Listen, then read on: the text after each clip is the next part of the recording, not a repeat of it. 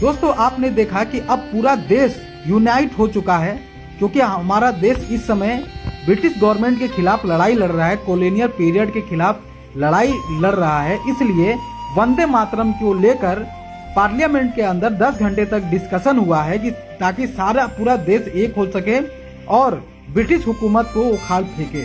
इसका डिस्कशन इसीलिए हुआ है शायद, क्योंकि अभी इसका डिस्कशन क्यों किया गया मुझे और कोई जरूरत तो इसकी लगती नहीं है। दोस्तों वंदे मातरम पर डिस्कशन हुआ तो मैं भी अपना कुछ ज्ञान आपको देना चाहता हूँ। दोस्तों आपको पता होगा कि 1857 में पहली बार क्रांति हुई हमारे देश में। बंकिम चंद्र चटर्जी ने 1875 में वंदे मातरम लिखा।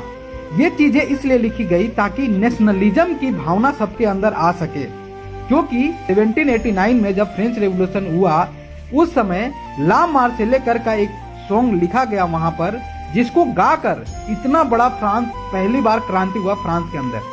फिर इटली के अंदर क्रांति हुआ, जर्मनी के अंदर क्रांति हुआ। तो जितनी भी क्रांतियां हुई उसमें इन सब चीजों का बहुत बड़ा रोल था।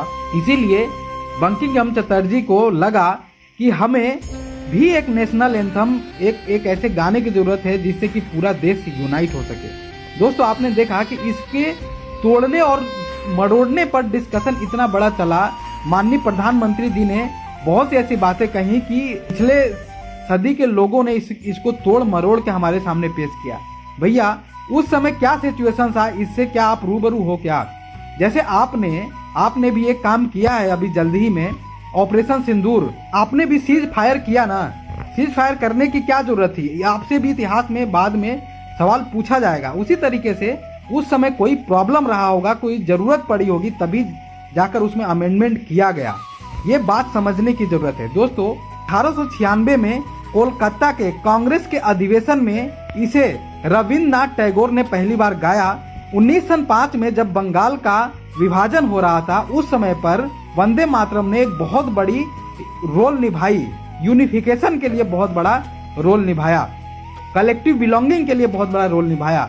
दोस्तों ये सॉन्ग इसलिए गाया गया था ताकि अलग अलग जगह के लोगों को के अंदर कलेक्टिव बिलोंगिंग की फीलिंग्स जगाई जा सके, इसलिए शायद इस गाने को लिखा गया था। लेकिन आज इस पे डिस्कशन करके क्या कहना चाह रहे हैं? डिस्कशन किया आपने तो पहले आपको देश को बताना चाहिए था कि उस समय इसको इस वजह से, इस रीजन से गाया गया था।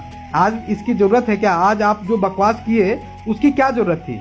मेरे हिसाब से कोई जरूरत नहीं थी। अभी पश्चिम बंगाल में इलेक्शन आ रहा है, शायद इसलिए इस वंदे मातरम का डिस्कशन पार्लियामेंट के अंदर किया गया। मेरे हिसाब से ऐसा ही लगता है। आप क्या कहना चाहते हैं कि वंदे मातरम क्यों गाया गया?